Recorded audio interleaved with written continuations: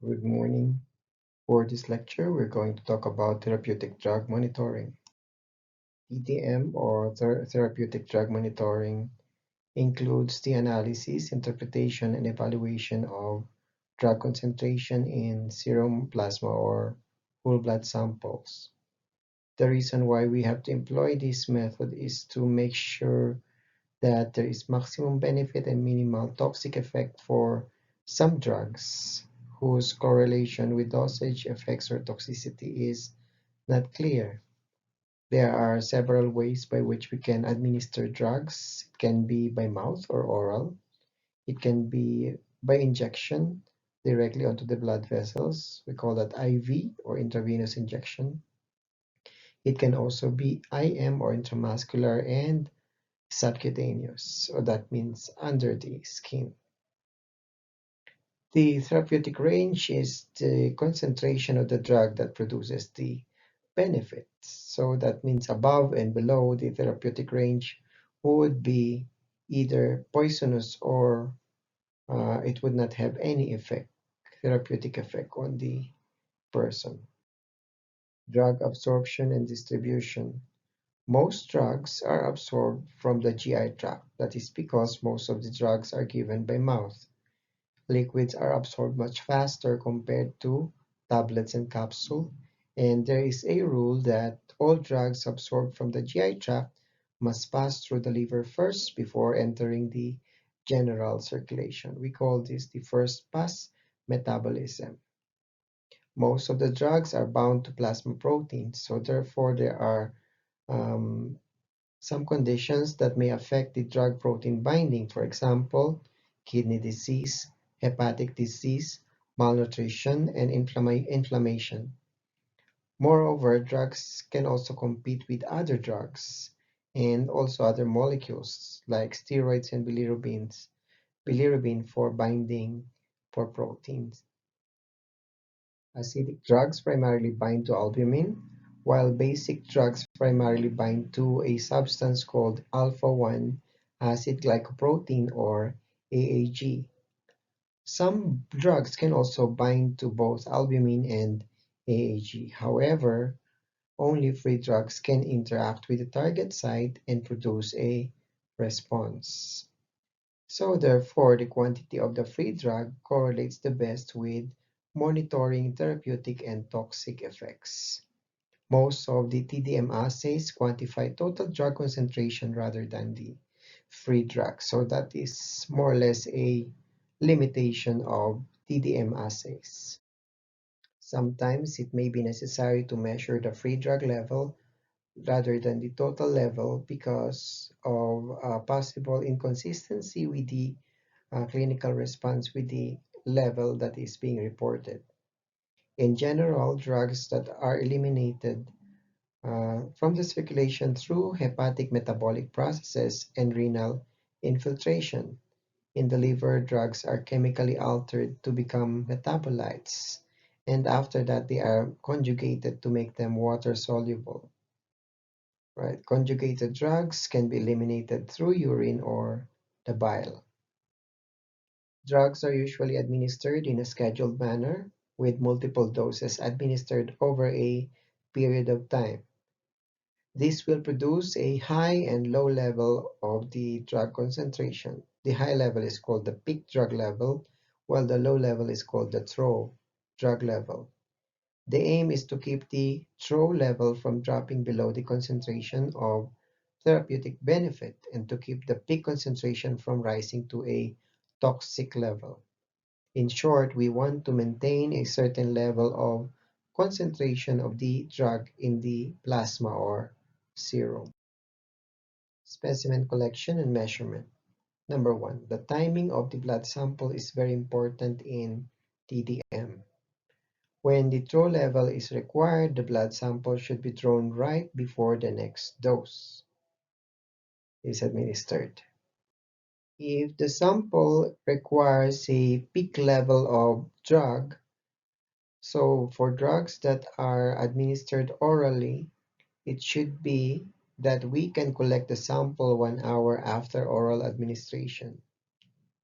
And then if it is by intravenous injection, it can be half an hour after completion of the IV administration. But take note that variations in the peak levels may actually be variable because of several factors like absorption, metabolic, and excretion rate for each drug. Most drugs can be measured using immunoassay techniques or by chromatography. Right, so cardioactive drugs. Number one is digoxin. This is a cardiac glycoside that is used for the treatment of congestive heart failure. So we need to understand what is congestive heart failure. That means it is a condition wherein the heart is having a hard time trying to pump the blood because there is too much liquid that accumulates inside. So this digoxin can actually alter the mechanism of contraction by improving the contraction of the cardiac muscles. The electrolytes need to be monitored because digoxin function is enhanced by low level of potassium. The reason why we have to monitor the level of digoxin is because absorption of this drug is variable. Even though the level or the peak level of this medicine is in about 2 to 3 hours after oral ingestion, the uptake of digoxin in the tissues is slow. So it makes it necessary to monitor serum 8 hours after an oral dose, and this correlates better with tissue level. The normal therapeutic range of this would be about zero point 0.8 to 2.0. So you can see that it's actually a very low level of medication in the sample. Another cardioactive medicine is lidocaine. This is an antiarrhythmic drug used for the treatment of ventricular arrhythmia and prevention of ventricular fibrillation. Lidocaine is given by IV, continuous IV after a loading bolus. And this is metabolized by the liver to become monoethylglycine X-silidine or MEGX. Right, so this MEGX does not contribute to the therapeutic effect. However, it can enhance the toxicity of lidocaine. So that is the reason why we have to measure lidocaine and MEGX.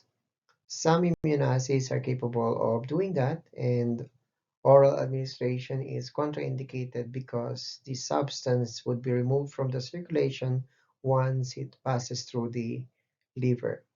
The normal therapeutic range is about 1.5 to 4 micrograms per ml, and individuals who have the value between 4 to 8 will exhibit uh, toxicity. This is mainly CNS depression, and higher than 8 micrograms per ml will exhibit seizures or even severe hypotension. The third cardioactive drug is quinidine. Quinidine. So function, this is an antiarrhythmic drug used for the treatment of cardiac arrhythmia. It is administered orally as a sulfate or gluconate form and is metabolized by the liver. Quinidine sulfate is absorbed more quickly than the gluconate form, with peak plasma levels happening 2 hours after oral ingestion. In contrast, the peak plasma level of quinidine gluconate will happen later, 4 to 5 hours after ingestion. Usually, the throw level is monitored to ensure the achievement of the therapeutic level.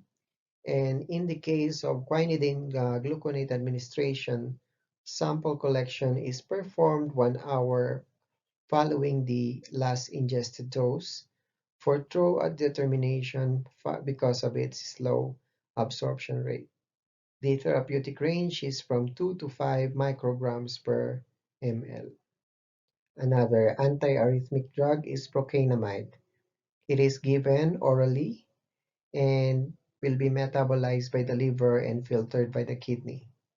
It is metabolized to become N-acetylprocainamide or NAPA, which exhibits similar physiological effect as the parent drug, so there should not be any problem.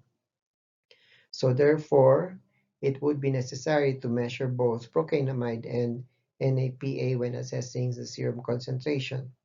The peak plasma level occurs after 1 hour after ingestion. The therapeutic range is 4 to 8 micrograms per ml. Let's now proceed to another group of drugs, the antibiotics. Number one, aminoglycosides. It functions to treat infections caused by gram-negative bacteria.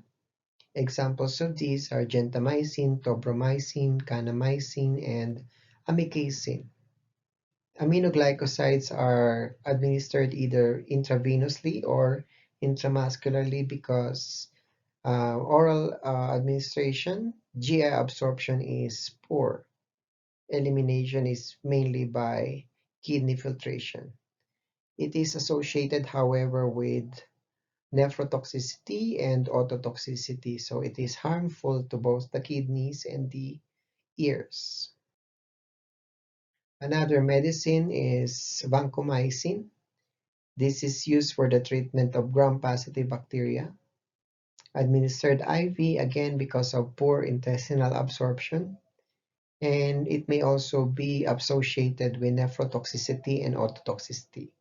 And additionally, there is what we call the red man syndrome, which is characterized by erythemic flashing of the extremities. Now, an anti-epileptic drugs. The first one is phenobarbital. It is a slow-acting barbiturate used to control seizures. It is administered orally with a peak plasma level occurring about 10 hours after ingestion. It is characterized by slow absorption and long half-life. Elimination is also by the liver and filtration by the kidney.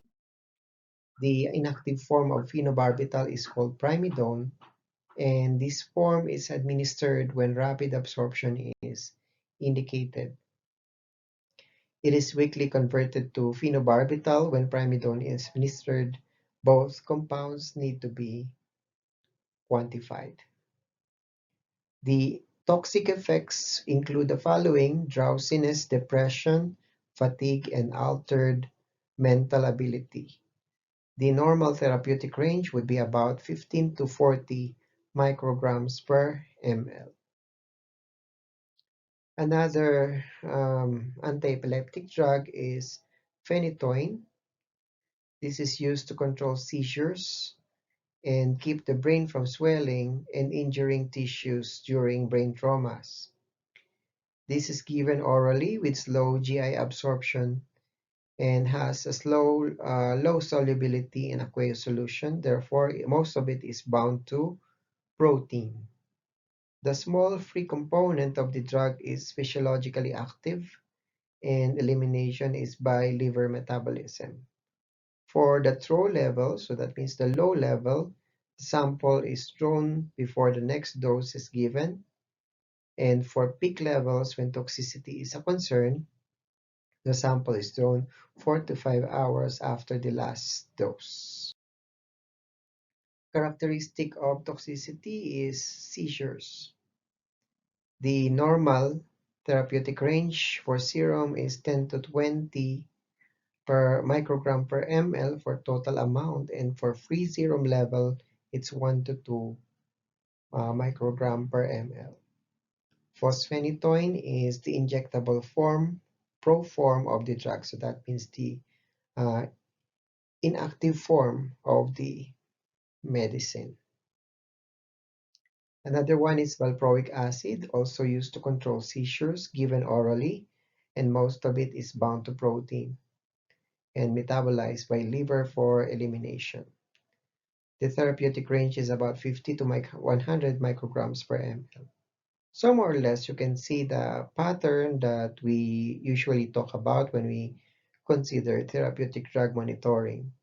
First, we have to know the purpose and then how it is given and how much of it is eliminated and what are the substances that should be measured, and finally the therapeutic range.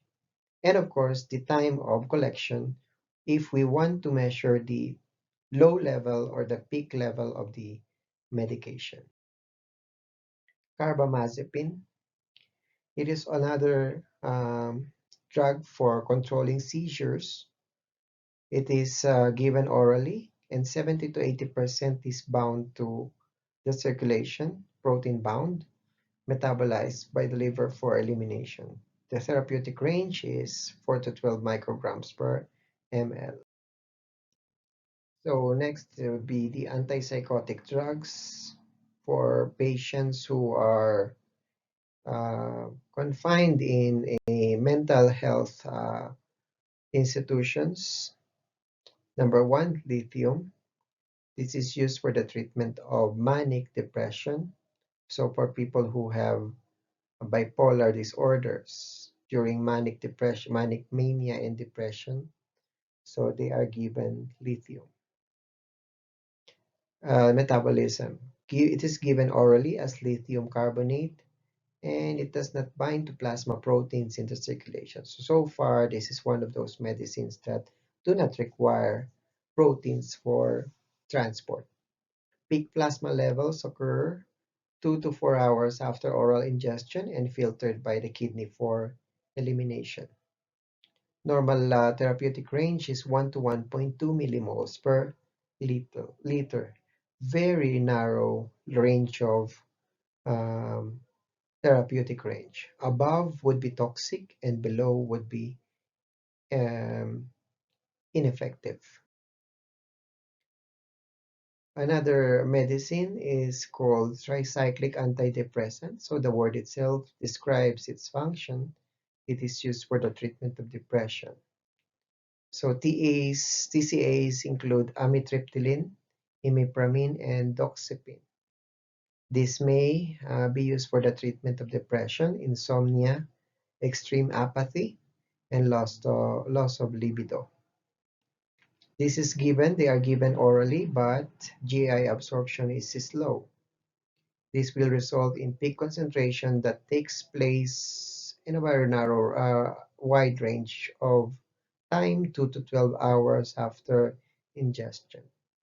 They are eliminated by the liver, and amitriptyline and imipramine are metabolized to the active metabolites, nortriptyline and desipramine, respectively. So the active forms, make sure to remember, the active forms of these medicines are mentioned in this slide.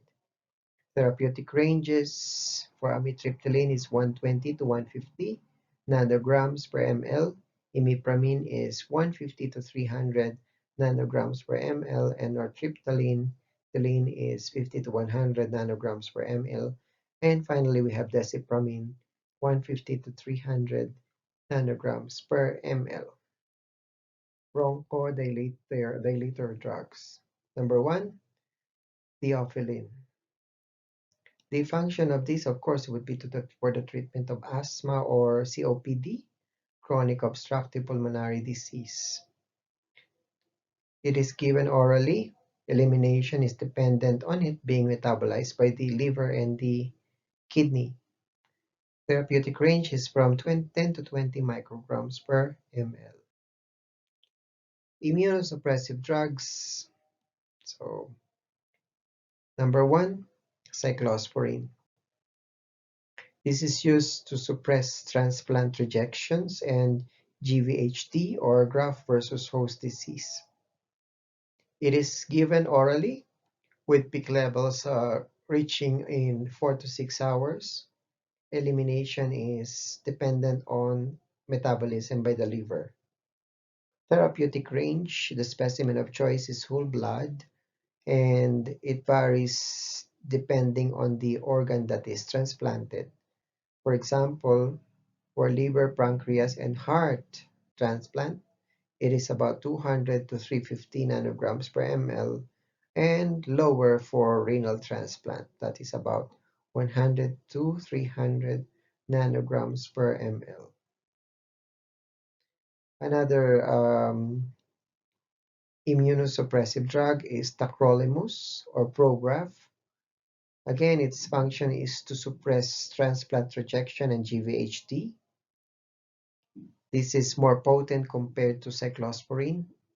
Metabolism is it's described as given orally, and elimination is dependent on the liver. The therapeutic range is about 10 to 15, but may vary depending again on the organ that is transplanted. Specimen of choice is whole blood. Sirolimus or rapamune, its function is the same as the previous two medications. It is also given orally, and the peak levels reached in about 2 hours. Elimination again is dependent on the liver. Therapeutic range is from 4 to 12 nanograms per ml, with therapeutic range varying with transplant or transplanted organ. Specimen of choice is the same, whole blood. Anti-neoplastic drugs, we have methotrexate. This is used for the destruction of neoplastic cells or cancer cells. Okay, so its action is that it inhibits the synthesis of DNA in all cells. However, based on the principle that neoplastic cells contain more DNA compared to normal cells, they are more susceptible to the loss of the DNA. It may be given intravenously and is filtered by the kidney for elimination. So far, this is one of those that are eliminated directly by the kidney for elimination without any action from the liver. Eucoverin rescue refers to the administration of a medicine called eucoverin to offset the effect of methotrexate in attempt to prevent cytotoxicity of the normal cells. The dosage is dependent on the amount of methotrexate in the circulation. Therapeutic monitoring, high dose therapy generally exceeds 50 milligrams per ml, and serum levels may vary with time interval of the dosage.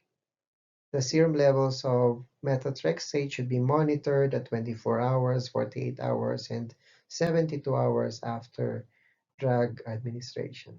So this is the last slide for our topic, therapeutic drug monitoring. Thank you for watching and listening.